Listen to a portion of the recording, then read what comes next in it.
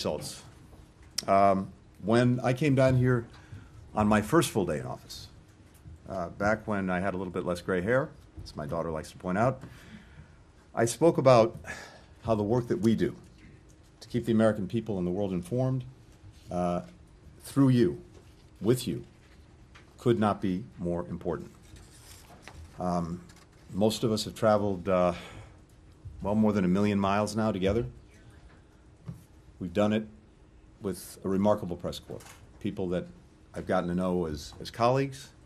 If I said friends, that might actually create problems for you, but let me simply say how much I appreciate the partnership, the professionalism, the work that we've done. I have even greater respect, even greater appreciation for you asking the tough questions, for you holding us to account, being on the receiving end. Sometimes that's not always the most comfortable thing, not always the most enjoyable thing, but it is the most necessary thing in our democracy. Reporters in Gaza were on the receiving end of your bombs. Why did you keep the bombs flowing when we had a deal? I'm happy to address questions. We all knew we had a deal. Everyone in this room knows we had a deal, Tony, and you kept the bombs flowing. I'm happy to address questions when we get a chance. Thank you. Order on the mantle of your designers. Did you want to finish? Why did you allow my friends to be massacred? Why did you I'm happy to address your questions when we get to questions. Thank you. Thank you. You helped destroy all religion and Judaism by associating. Yeah, I have a statement. Yeah, I have a statement to make. Thank you. You waved the white flag before Netanyahu. You waved the white flag before Israeli fascists. I look forward to taking questions when I get a chance to finish my statement. Thank you. Your grandfather was an Israel lobbyist. Are you compromised by Israel? Why did you allow the Holocaust of our time to happen? How does it feel to have your legacy be genocide? How does it feel to have your legacy be genocide? You too, Matt. You smirk through the whole thing every day. You smirk through a genocide. Thank you. And thank you, Matt. Now, I've got a few more things to say, and then I'm happy to take any question about anything, as we've done these past 4 years. And indeed, I'll talk a little bit about the developments the last few days as well. But I first really wanted to say thank you to each and every one of you. And also thank you to, maybe not everyone. Well, okay, there's an asterisk, and yes, thank you, Matt Lee. But also to a remarkable press team here, led by Matt Miller, who do the work every day of trying to make sure that you're informed, the American people are informed. Let me also just take a step back before diving into the developments of this week, these last days, just to consider how far we've come over these past 4 years, and also to think a little bit about where we might be going from here. When President Biden took office, the United States faced the worst public health crisis in more than a century. It faced the worst economic crisis since the Great Depression, and unprecedented breaches with allies and partners around the world.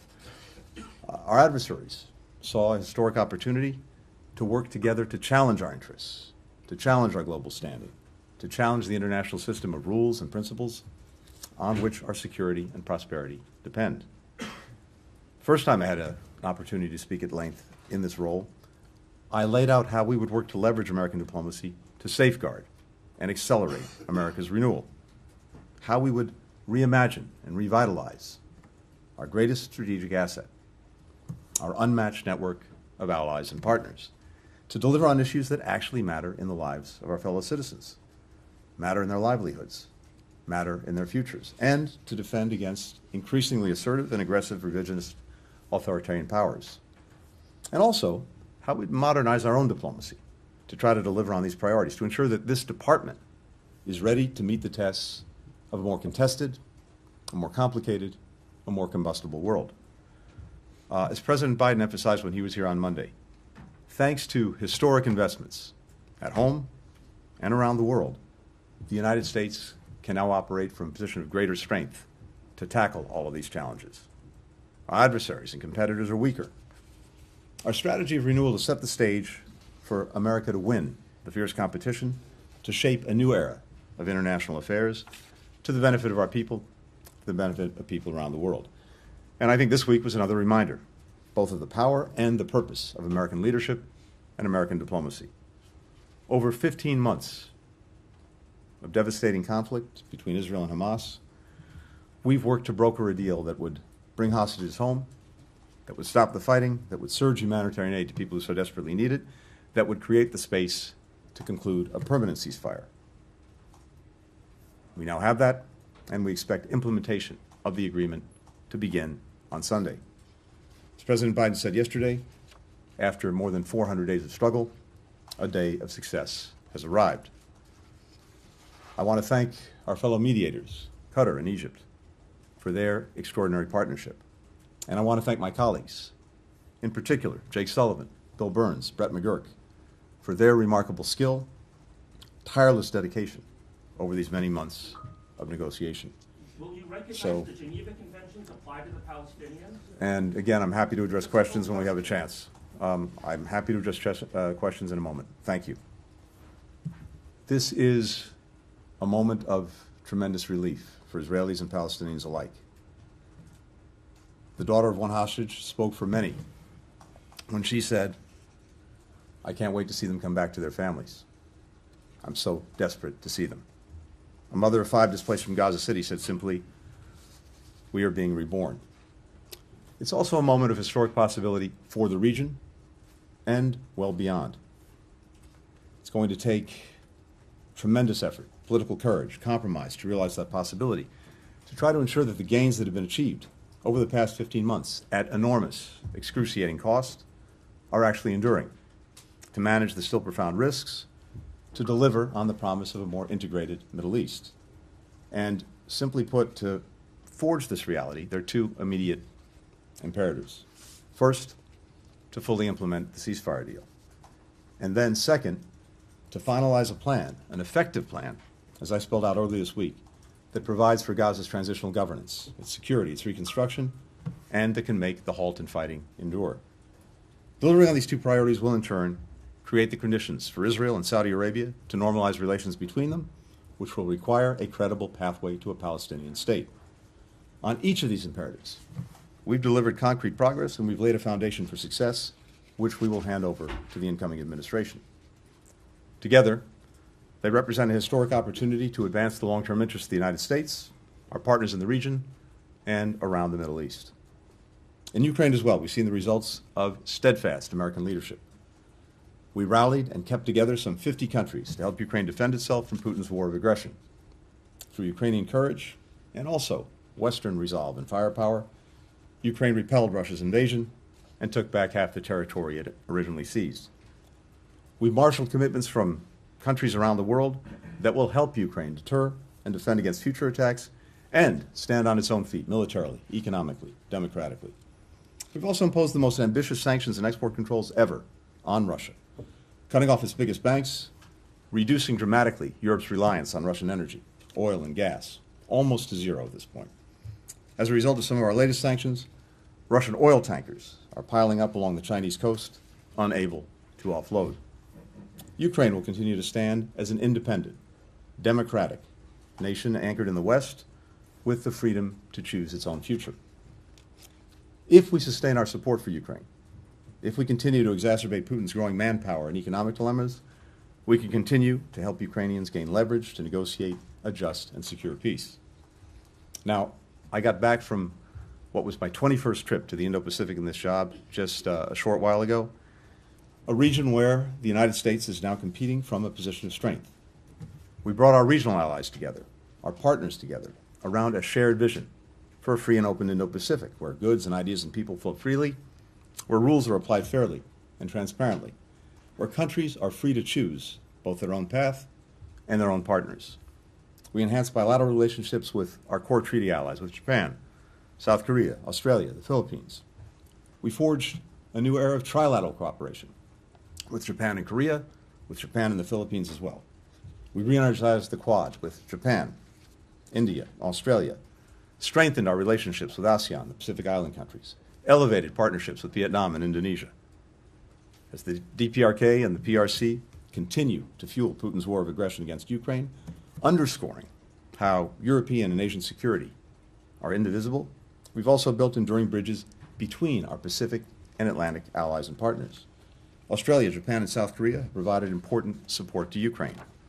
In 2021, European allies were on the verge of signing a massive trade agreement with China, Now they're coordinating with us on everything from investment screening mechanisms to supply chain resilience to pushing back on China's overcapacity and unfair trade practices.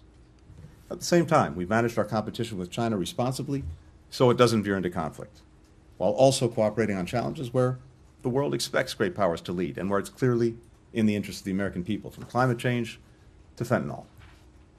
We've also demonstrated that other countries can rely on the United States to tackle some of our biggest shared challenges and deliver on some of on their own national aspirations, preventing disease outbreaks, enhancing food security, accelerating the clean energy transition, bringing together a global coalition of more than 160 countries to address the synthetic opioid crisis. As we celebrate the return of hostages in Gaza, including Americans, as we look to relief for the people of Gaza, I'm also thinking of all those U.S. citizens who are held wrongfully, who are hostage in countries around the world. I carried with me.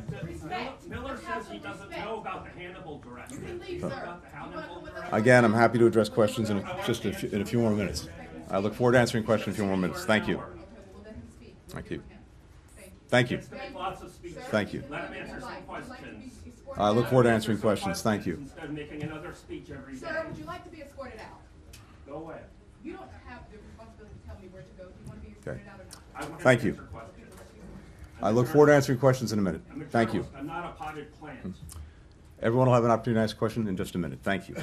Miller So- has explicitly told me he will not answer my questions. I'm justified So- in what I'm doing. I have no greater pleasure in this job than crossing off a list I carry in my pocket, the names of those who had been arbitrarily detained and unfairly held hostage, unjustly held hostage, and bringing them home, returning them to their families, returning them to their loved ones. Finally, I just wanted to share this morning. Get your hands off me. Get your hands off me. Get your hands off me. Answer a damn question. I look forward to answering questions in a few Hannibal minutes. Directive, you know about Israel's nuclear weapons. Everybody from the ICJ. I was sitting here quietly, and now I'm being manhandled by 2 or 3 people. You pontificate about a free press. You pontificate about a free press. You are hurting me. You are hurting me. You are hurting me. I'm asking questions after being told by Matt Miller that he will not answer my questions until I'm asking. Please, sir, respect the process. We'll have an wasn't- opportunity to take questions in a few minutes. Wasn't the point of the May 31st statement to block the ICJ orders? You blocked the ICJ orders. Please, sir, respect the process. Thank you. Oh, respect the process. Respect this process while everybody from Amnesty International, to the ICJ, saying that Israel's doing genocide and extermination, and you're telling me to respect the process. Criminal, why aren't you in The Hague? Why aren't you in The Hague? Why aren't you in The Hague? Finally, we've worked to modernize our diplomacy so that we're more agile, we're more effective, we're more prepared for the challenges of a new era. We've reorganized this department to lead on issues that increasingly animate our diplomacy, whether it's emerging technology, public health, strategic competition, economic statecraft. We've embraced new tools and approaches, from integrating data and AI into the work that we do, strengthening our capacity to anticipate, to plan for risks, as well as opportunities in this more volatile world.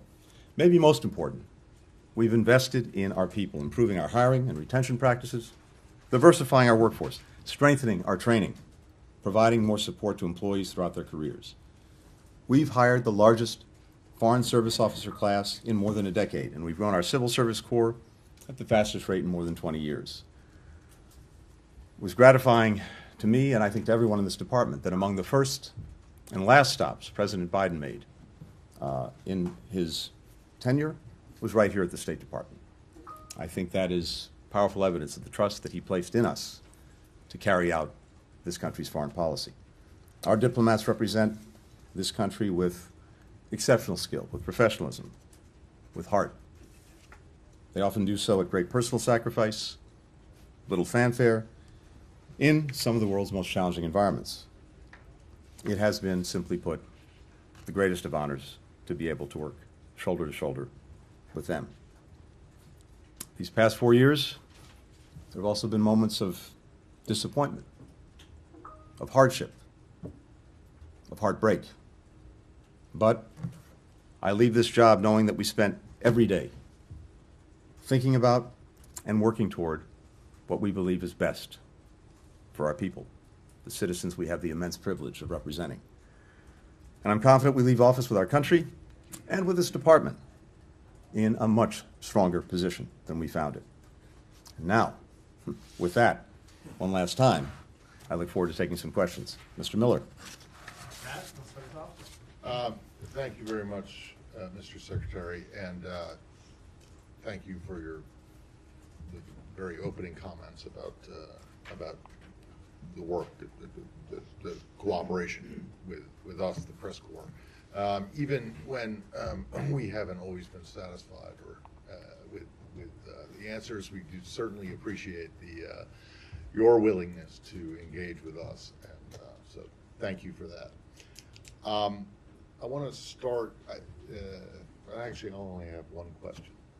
Exactly 16 years ago today, January 16th, 2009, former outgoing Secretary of State Condoleezza Rice had her final press briefing here. And all of the questions she got were about Israel and Gaza. Every single one of them. And she said, we were working on an enduring ceasefire. She was about to sign an agreement with then Foreign Minister Livni that would move toward that way. She was working with international partners. Names have changed, but countries pretty much the same: Egypt, the Europeans, the Gulf Arab states. And so 16 years ago, we were in the same situation that we're in now, particularly because this ceasefire, current one, still seems to be in limbo. I'm wondering if you can point to any progress that has been made over the course of the Bush administration, the Obama administration. Has there been anything that has changed or given you hope? Because we're basically back in the same position we were 16 years ago. Yeah. Thank you, Matt. This is a long story. It's an enduring story. It's a story that is not likely to end anytime soon. And if you go back over the course of many administrations, not only Secretary Rice, but so many of our predecessors and so many of her successors, and now me, this is a story that we've been engaged in one way or another.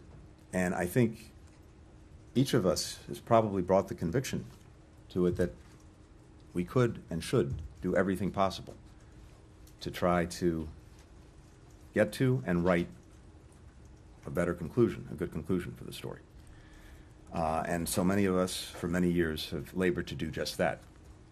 I think one of the lessons that we have to take away is that as resourceful and as powerful as we are, at the end of the day, we can't make decisions for others. They have to make them. They have to make hard choices. They have to take chances. We can do everything possible to push, to prod, to encourage, to support, but ultimately the decision lies with those most directly concerned. That's one thing.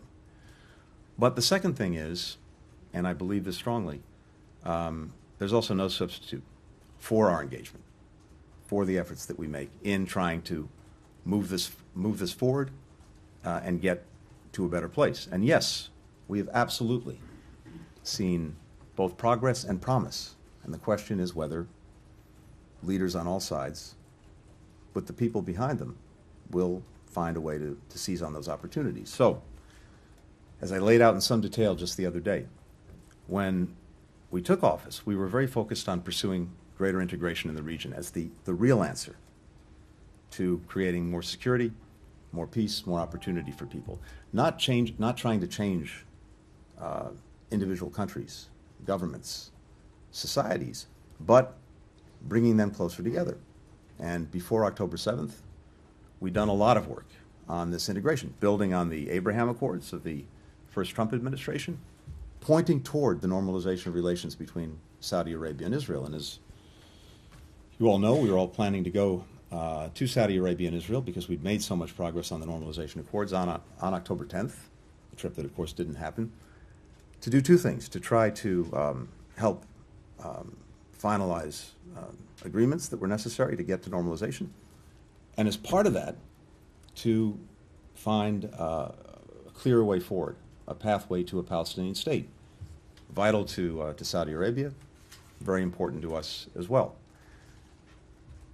Even with everything that's happened since October 7th, I believe strongly, including from my many conversations with leaders in the region, whether it's in Israel, in Saudi Arabia, or beyond, that the desire to pursue integration, the desire to bring countries together, remains strong, remains powerful, and can be a driving force for finally resolving some of these other questions, including the Palestinian question.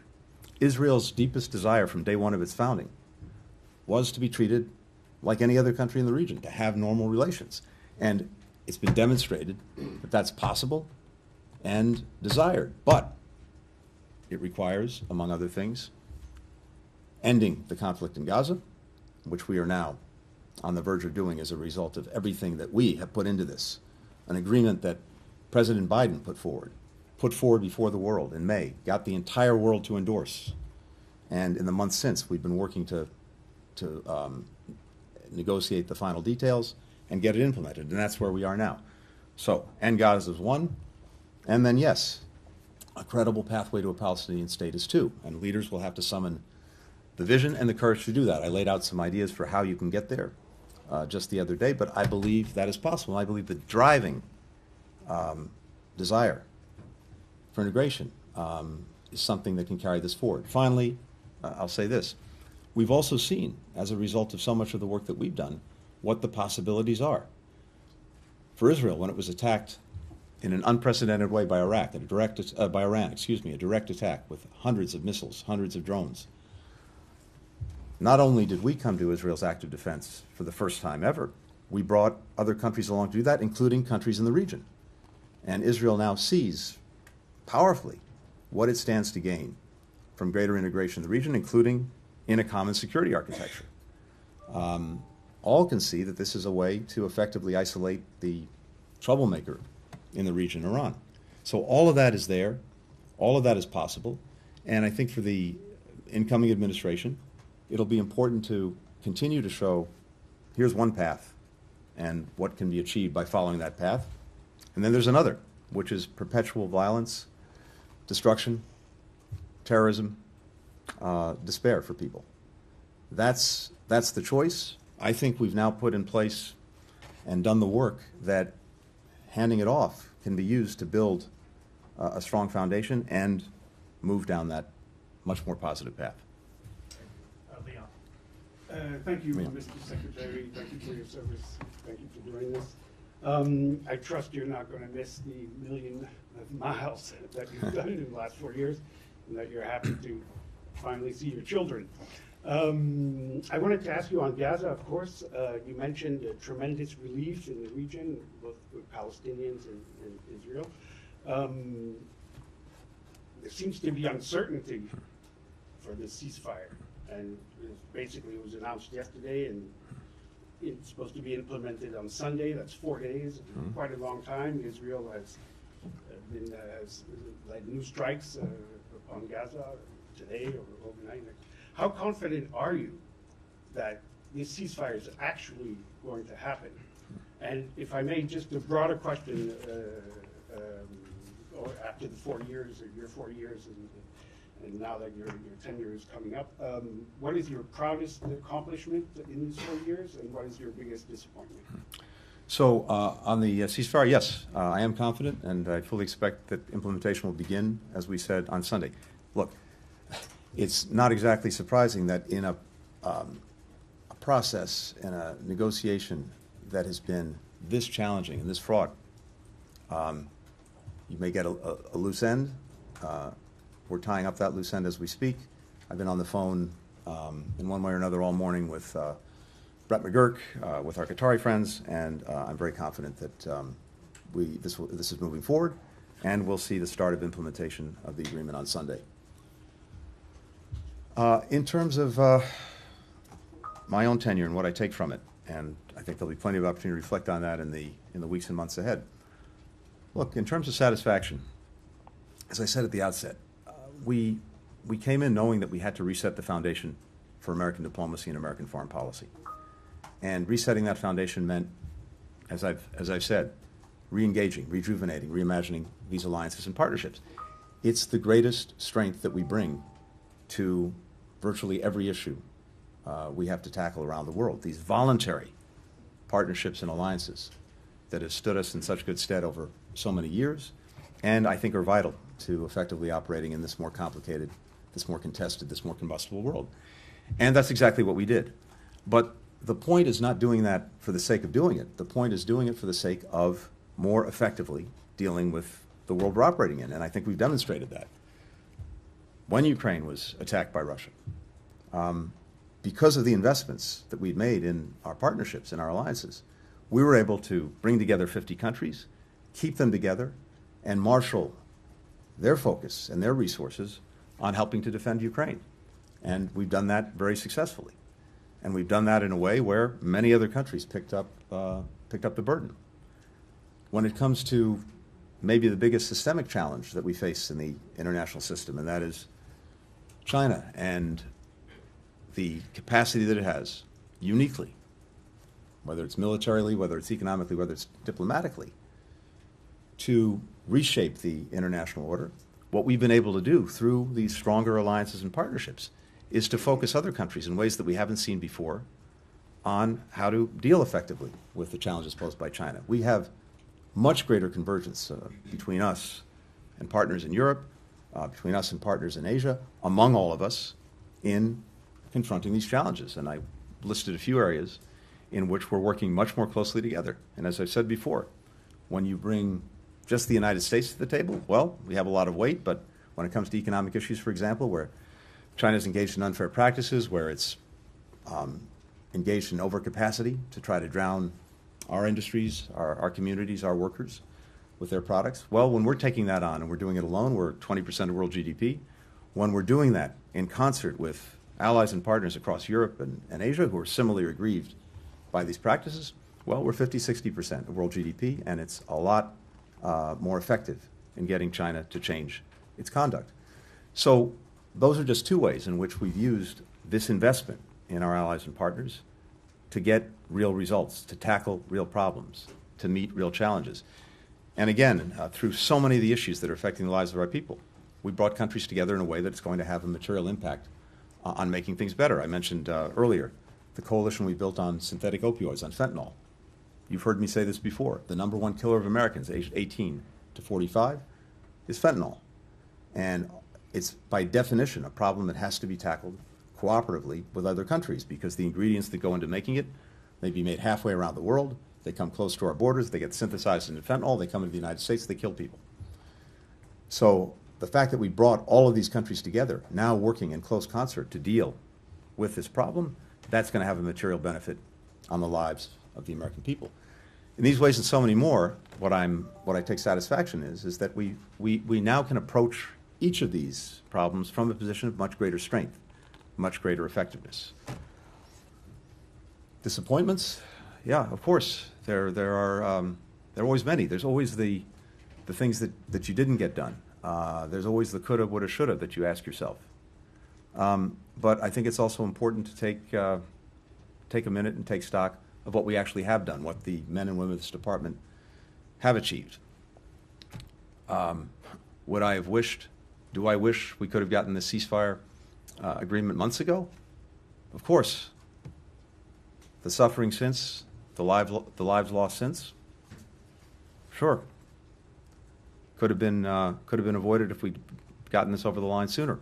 But in something as complex, as complicated, where different events have intervened and the work that we had done, the progress we were making toward bringing it to conclusion was delayed or derailed, as the President again said yesterday, almost every time you're trying to deal with something this hard, and as George Mitchell put it so well in the context of Northern Ireland peace, you're going to have many, many days of setback and struggle before you get to that final day of success. But every one of those days of setback and struggle is necessary to get you to the day of success.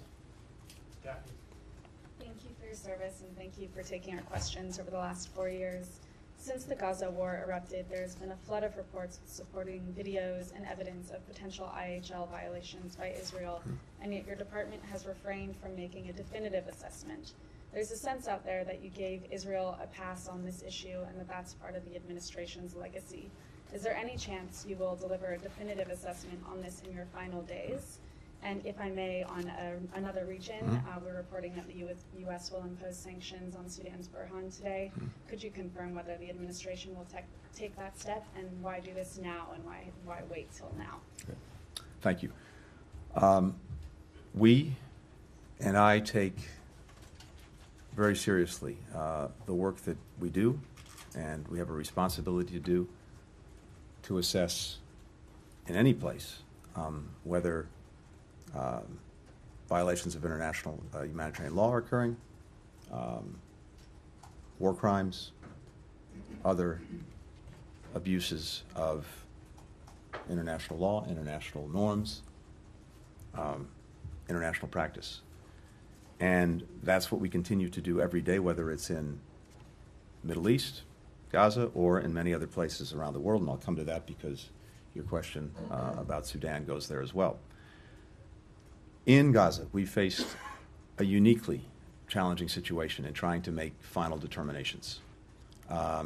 Because uniquely in Gaza, besides having a population that's been trapped there, that has nowhere else to go, you have an enemy that embeds itself in and among civilians. Houses, hospitals, mosques, schools, and getting a clear picture and a clear understanding of whether any one incident in that context constitutes a violation of international law in one way or another is an incredibly complicated thing to do, especially to do in real time. So we continue to gather the information. We continue to assess it. If we have any conclusions that we can draw in the time that remains, we will. I'd also point out that in Israel itself, there are hundreds of cases that are being investigated. They have a process. They have procedures. They have rule of law. And we also look to them to carry out that process, to carry out the rule of law themselves. That's the hallmark of any democracy. We have reported in a number of ways on what we've seen, including in the NSM report. We've taken actions in a variety of ways in a variety of places, particularly, for example, in the West Bank, where we've seen abuses committed by extremist settlers against Palestinians, and for the first time taken action against them. And I believe and trust that this process will continue, and as we are able to reach results, we will. When it comes to Sudan, you know the actions we took in the direction of the RSF just a few days ago. The SAF has also committed war crimes, and it continues to target civilians. It's obstructed the advancement of peace process. It's refused to participate on numerous occasions in ceasefire talks that we've sought to convene. And together with the RSF, it's caused what is the world's worst humanitarian crisis that people are suffering through every day. And we believe strongly, as we said, there's no military solution to this conflict. So we have to see two things. We have to see the effective provision of humanitarian assistance to people who need it. We've been working very hard on that. We've seen some progress, but not nearly enough. And we have to see the end of the firing, the end of this conflict. And there we've seen virtually no progress. So in this situation, we're able much more clearly to account for actions that are taken. There's no ambiguity about the environment in which both sides are operating and what the results of the actions that they've taken actually are, both in terms of the horrific consequences for human life and what that means under our law and under international law. Michelle. Follow up on that, thank you. Is the RSF and Burhan, are they equally responsible for mass atrocities? And are these sanctions a sign of a failure of diplomacy?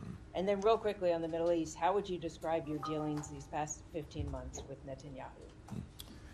So on the RSF and the CEF, the actions we took on the RSF, as you know, had a determination of genocide.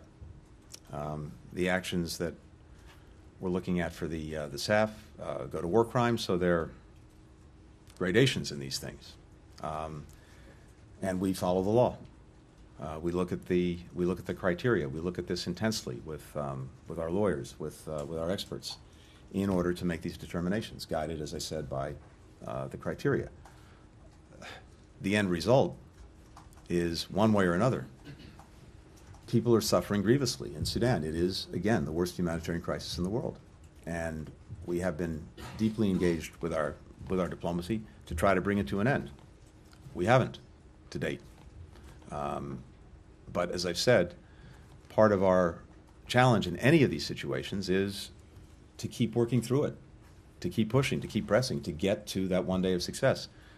It is, for me, yes, another real regret that when it comes to Sudan, we haven't been able on our watch to get to that day of success.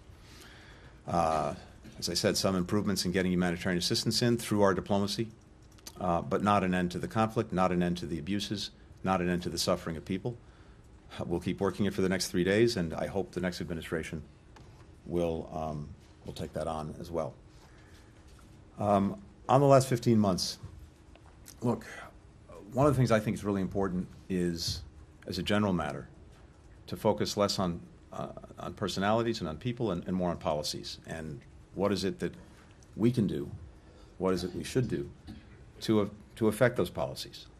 And so what we've been working on over the last 15 months since October 7th was to help shape the response in a way that accomplished 3 basic things. One, of course, to try to ensure that October 7th could never happen again, and to make good on our commitment to Israel's security. 2, to prevent a wider war, a broader conflict that drew in more countries, more groups, both because that would bring even more death and destruction, and because it was exactly what Hamas was looking for: get that wider war, be able to have others attacking Israel, and to allow Hamas to continue to do what it was doing. And third, of course, was to try to do right by the people who were caught in the middle of this crossfire that Hamas initiated: the children, the women, the men of Gaza, with better protection for them, with more assistance for them. And that's what we've been focused on these 15 months.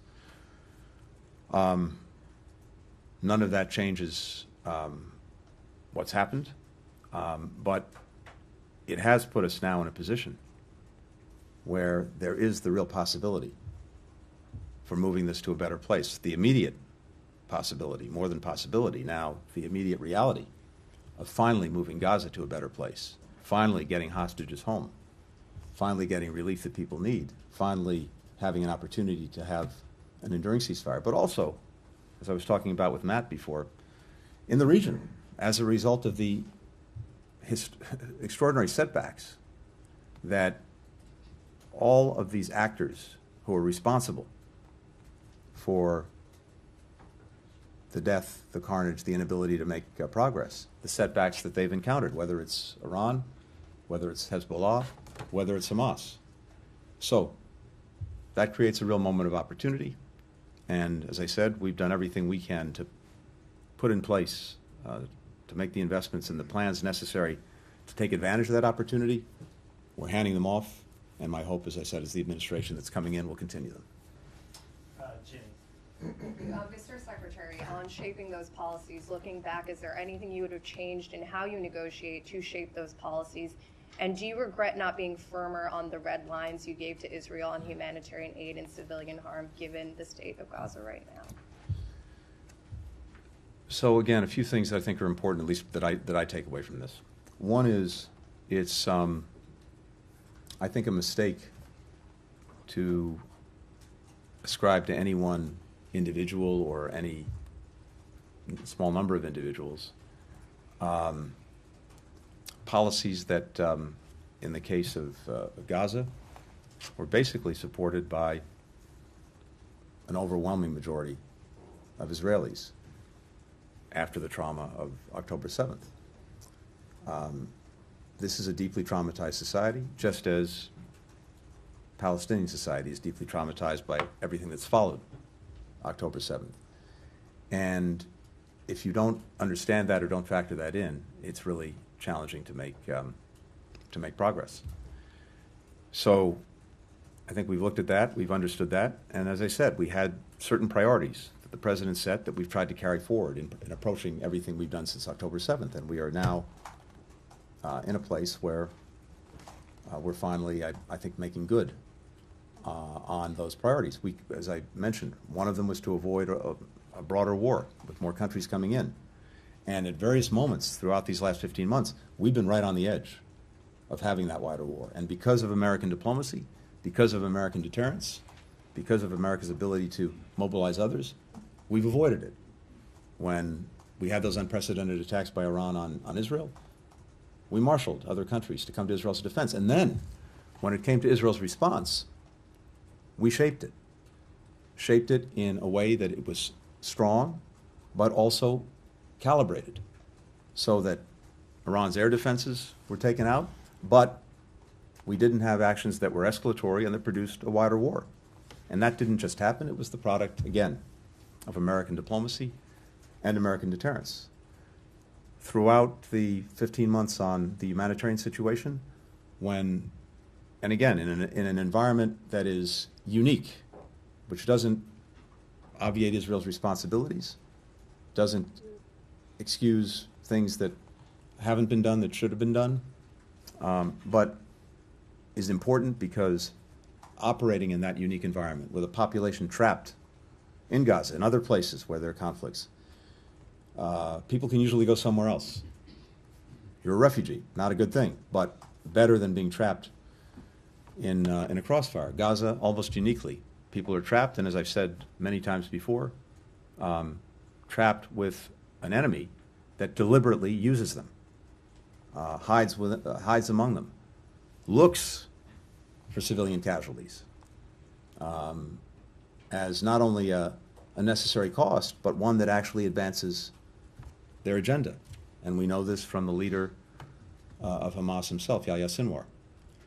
So that's made things very challenging. But whenever on humanitarian assistance, we've seen things moving from bad to worse, we've engaged strongly, and we've gotten results, whether it was back in April or May, whether it was more recently in September, October. But fundamentally, the only way, given the complicated, incredibly complicated environment, to really get at the needs of the people was through a ceasefire and a hostage deal. And that's why we've been laboring so hard on it. And that's why now, as it's implemented, we're finally going to see the relief that people so desperately need. Let me just add this, and I'm sorry for going on. At various points along the way, in terms of getting that deal, the biggest impediments really have been Hamas and its refusal to get to yes. Now, have there been moments when Israel has done things or taken actions that have made life more complicated, more difficult? Yes. But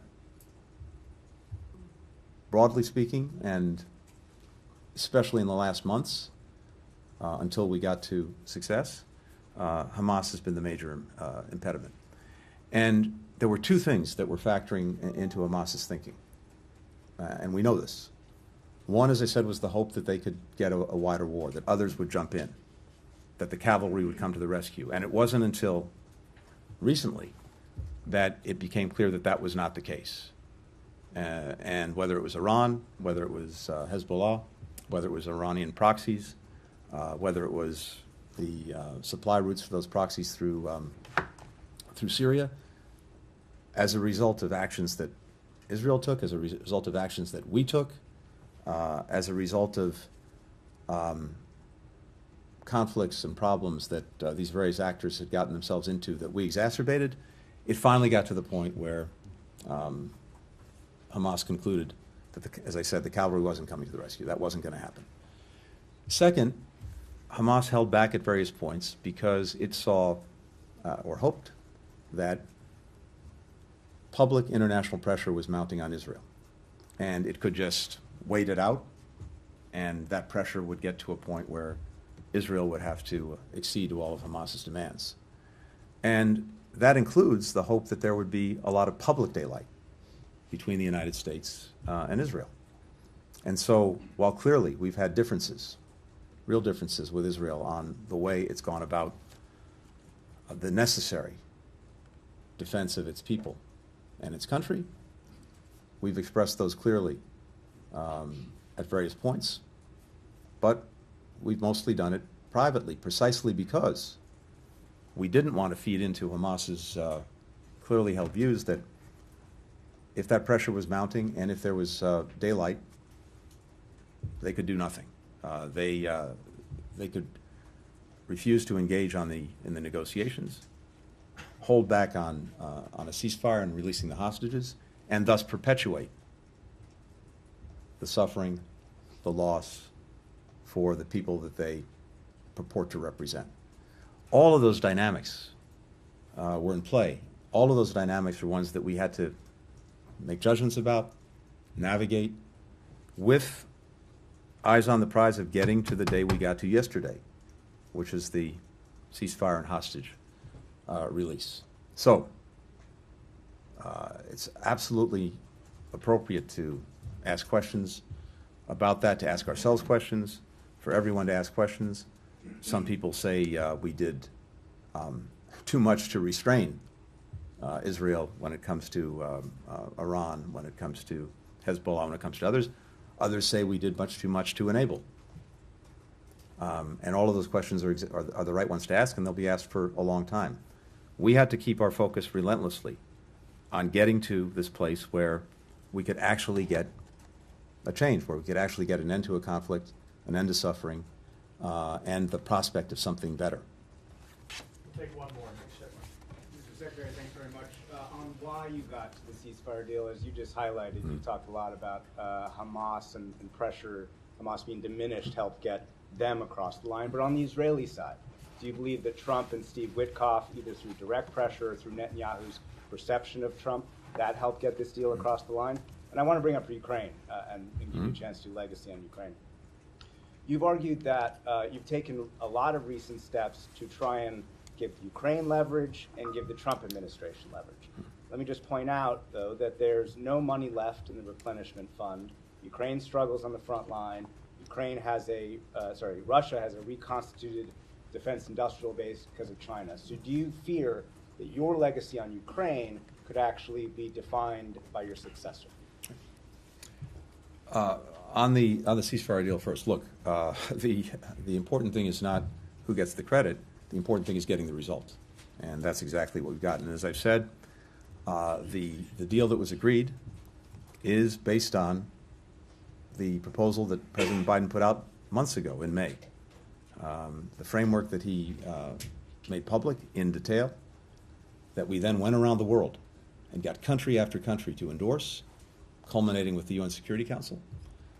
That's what moved Hamas in the first instance, because up until that point, Hamas had been rejecting the idea of having an initial phase of 6 weeks, ceasefire, hostages begin to come out, prisoners are released, humanitarian assistance surges, and we used the time to reach an agreement on the conditions for an enduring ceasefire. They'd rejected that scheme. And it wasn't until May, when the president went public, detailed it, we got the whole world behind it, that Hamas was isolated and it moved. And then practically every day since then has been work on trying to actually negotiate the details that had to follow from that to fill in the framework and understandings on its implementation. And we got very close to completing that on a number of occasions.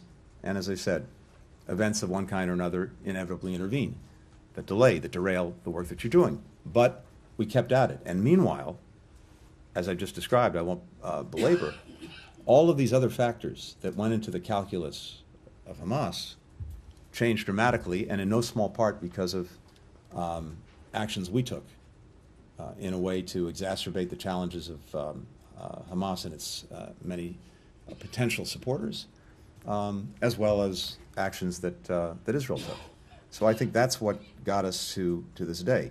Our diplomacy, our deterrence really isolated Hamas to the point where they finally came back to the table, got to yes. In recent weeks, just to cite some other examples, when Hamas was refusing to engage in the fall, I went to our friends in Qatar and said it's time to tell them that their political operation housed in Qatar is no longer welcome. And that's exactly what the Qataris did. In recent weeks, we went also to other actors, including Turkey and President Erdogan, to use his weight and influence to get Hamas back to the table, to try to conclude an agreement. And he did, and they did. So it's a long way of saying that all of these things coming together over many months, I believe, is what's gotten us here. Now, having said that, it was, I think, very important and very responsible to not only fully inform the incoming administration of what we were doing, but also, yes, to involve them in the this last part of the process that got us to the agreement.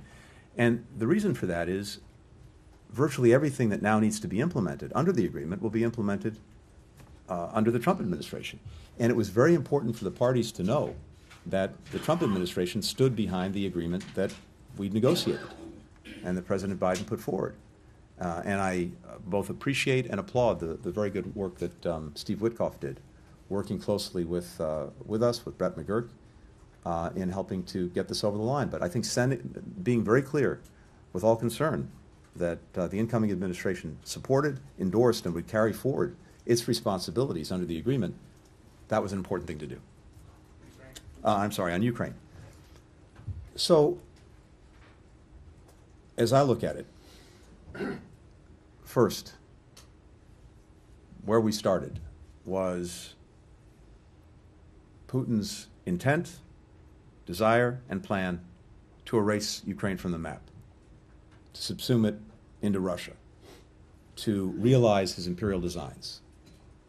And as a result of the actions that we took in support of the Ukrainian people with many other countries, that's failed, and it won't succeed. Ukraine is standing, and that's the most important thing of all. Now, the question of where Ukraine goes from here and where we go from here is obviously a very important one, because there's an opportunity, again, an opportunity that we're handing off to make sure that Ukraine can go forward as an independent country, increasingly integrated with Western institutions, because that's the desire of its people, and a country that stands on its own feet, whether that's militarily, whether that's economically, whether that's democratically. And if its people and elected officials so desire to pursue some kind of resolution or ceasefire with Russia. Now, that requires Ukraine to decide that that's what it wants to do. It also requires Russia to agree. And there, what we've been working to do all these past months, right up to the end, is to make sure, as I've said many times, that Ukraine is in a position of strength to be able to make those decisions, whether that's to continue fighting if it's necessary, or to negotiate, but to negotiate from a stronger position. Part of that, though, has also been imposing extraordinary costs on Russia, and I think you should not discount those, including the impact that they have on Russia's decision-making. The losses that Russia has incurred are almost unimaginable. I think by some assessments, 700,000 to 800,000 casualties. That includes those killed and those wounded. The flight of so many of its most talented people from Russia. The weight of sanctions, export controls, the weight that's such that everything Russia tries to do, even the workarounds that it's done with its war economy, everything is harder, takes more time, and costs a lot more. We see the impact on its economy, we see the impact on its future, its inability to invest in the critical industries of the future that would be a source of strength for Russia. So there's a heavier and heavier weight bearing down. So I believe that the incoming administration is in a position where, if the Ukrainians so desire and so choose, it can help to negotiate a good deal. And President Trump talks about having good, strong deals. I think there's an opportunity to get one. One of the most critical things will be, if there is to be a ceasefire, is to make sure that it's enduring, that it holds. Because what we know is this: in Putin's mind, if there's a ceasefire, he's simply going to rest, refit, and then, when he deems the moment right, reattack. So you have to have built into any ceasefire the effective deterrence necessary so that he doesn't reattack. That is, I think, a necessary part of any good, strong deal for Ukraine. So there are lots of ways of doing that, and we've been talking to European partners about some of that. Again, all of that I'm sharing with the incoming administration, and I would hope and expect that they can help land this in a place where everything we've done to make sure that Ukraine not only survives, which it is and which it will, but actually thrives, can be realized. Thank you. Take a couple more. I'm here, sir. On Austin Tice. On Austin Tice, it's been a few weeks since Roger Carstens had said they were narrowing down locations where he may have been held. I just wanted to see if you had any more fidelity on that. And then separately, yesterday, your successor before the Senate Foreign Relations Committee commented on the Panama Canal. You've been dismissive of the incoming administration's overtures on Greenland, but not as vocal on the Panama Canal. He said the issue is not a joke and it's a legitimate issue that needs to be confronted over questions of neutrality and China's ability to choke off commerce on both sides of the canal. So I wanted to see your comments on that. Sure. Look, on Austin Tice, all I can tell you is this. Not a day goes by where we're not out there trying to obviously find him or get information about what has become of him. And I don't have anything to report beyond what we've already said, but we have people throughout Syria who know the importance that we attach to this and are leaving no stone unturned to find Austin. So he and his family remain in my thoughts, all of our prayers, but mostly we're working in any way that we can to find him. And of course, if we have any further information and hopefully have Austin, we'll share that, or the next administration will share that.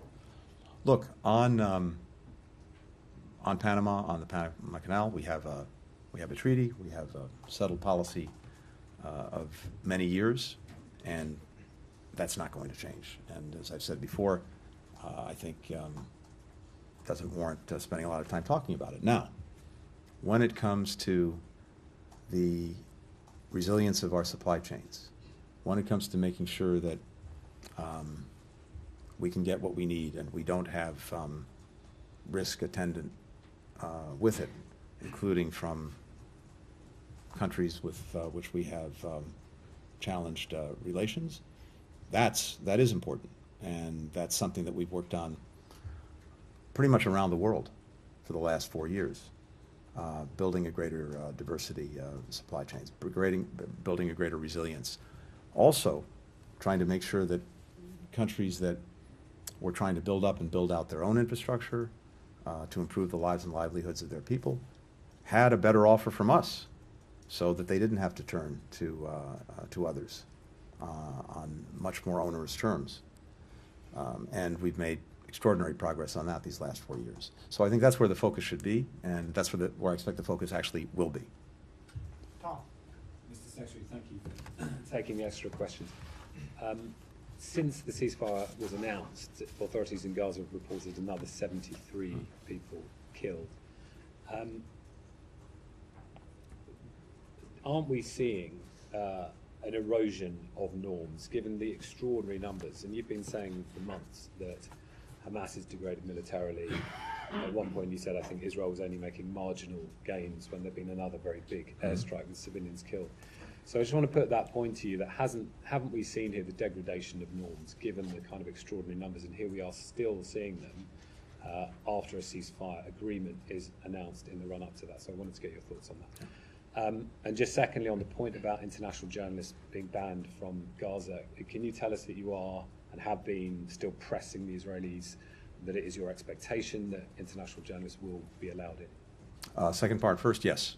That remains the expectation, and I think it's, as in any place, very important that all of you and your colleagues are able to report, are able to share with the world what the reality is. So certainly I fully expect that to happen, especially in the context of a ceasefire, where the idea that it just may be too dangerous for anyone to operate is no longer the case. So I fully expect to see that. During the ceasefire, during phase one?